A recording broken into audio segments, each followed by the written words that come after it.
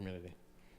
I'm hurt because I have people that are lost because of change. Right next door. I get up, went to work, came back. This old lady, all her furniture is on the front. It's sitting up in the on the street. This lady used to take care of me. I'm 51 years old. She's on a fixed income. She couldn't afford it anymore. You taking out a pillar of the community. This lady was a veteran. I do welcome the fact that the block has a facelift now. It's green. It looks livable. You can breathe. I do welcome that. But I don't welcome the fact that I got all this and no one to share it with. My name is Michael Premo. I'm an artist, multimedia producer, and photographer. That was Jabir Saluki, a resident of Clinton Hill, Brooklyn, speaking to an idea, a very simple idea that's often overlooked in this conversation around dislocation and displacement. Sometimes intentionally, sometimes not. And that's the idea that people actually want to have a better home. People want to have better communities, but often do not have the power or privilege to participate actively and meaningfully in the conversations that dictate the shaping of our communities, as well as decisions about whether or not we get to stay in a particular neighborhood. I'm going to talk to you a little bit about participation and the impact of participation on my political philosophy, as well as my this latest trajectory of creative work. That clip was recorded as part of a project called Housing is a Human Right that I produced and started with my collaborator, Rachel Falcone, that aims to connect diverse communities around issues of housing, land, and the dignity of a place to call home. There's currently an exhibit up at the moment at the High Art Studio Gallery in El Barrio that's running for about another month. But I want to back up a little bit to October 29th of last year, when Hurricane Sandy hit the tri-state area. The day after the storm, I headed out with some friends, and we started what became the largest community grassroots relief and recovery effort called Occupy Sandy. Occupy Sandy was a network that was made up of community-led rebuilding hubs that were united in a community of practice that was driven by the value of participation and leadership by the directly affected. The same week, we started Sandy Storyline, which is a participatory documentary that collects and shares stories about the impact of Hurricane Sandy on your lives, community, and neighborhoods. Hurricane Sandy affected something like 24 states and 7 different countries, and we invite contributions from anyone who is impacted by this event. And those stories come in the form of words, video, audio, and even written testimony. I want to share with you one of the stories from the platform. This is Anthony. Anthony asked that his last name not be revealed because of retribution from NYCHA.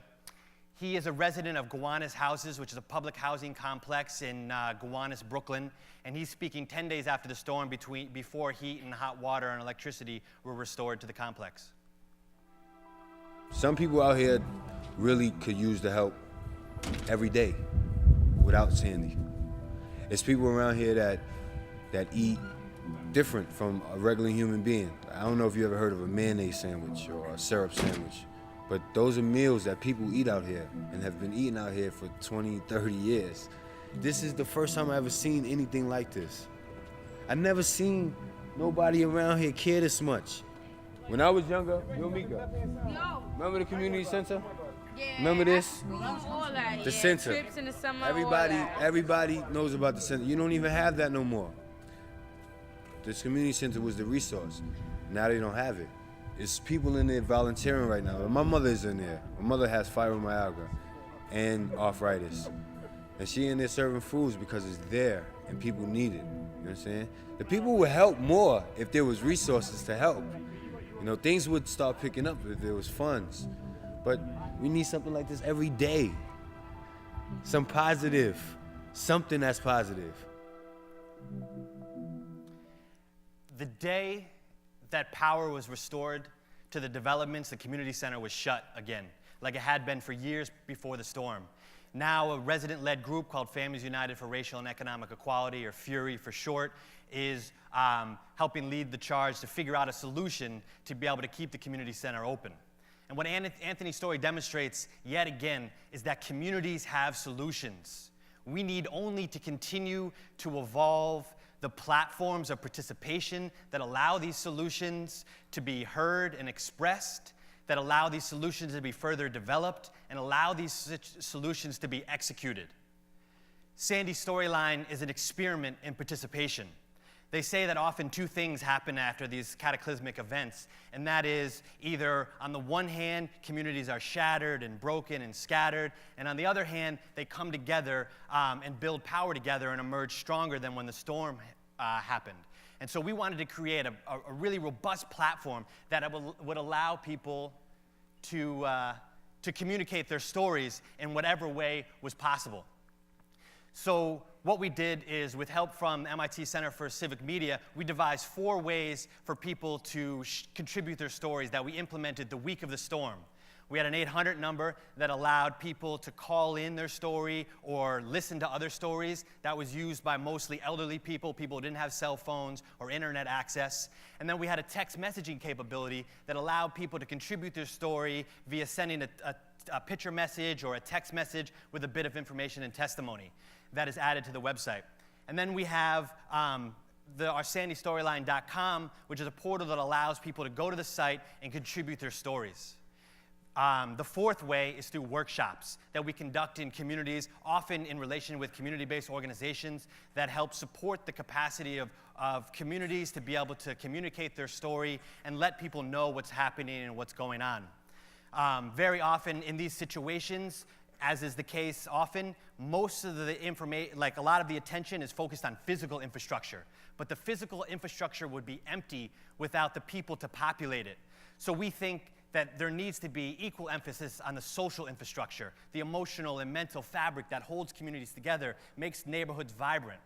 And so thousands of people at this point have recorded their story in audio, video, photo, even written testimony, and 2 paintings have been contributed.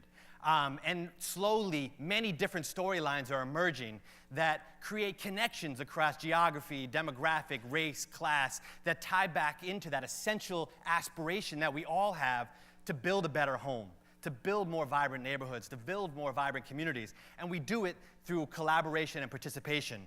We also create interactive installations. Our first one premiered at the 6-month anniversary of the storm at the Tribeca Film Festival, and we're now looking for some institutional partners to help us create a touring exhibition that will tour to affected neighborhoods around the tri-state as well as nationally. If you were affected by the storm, we invite you to go to our website and contribute your story, send us a text message, call us on an 800 number, and think about the role of participation in the work that you do. Thank you.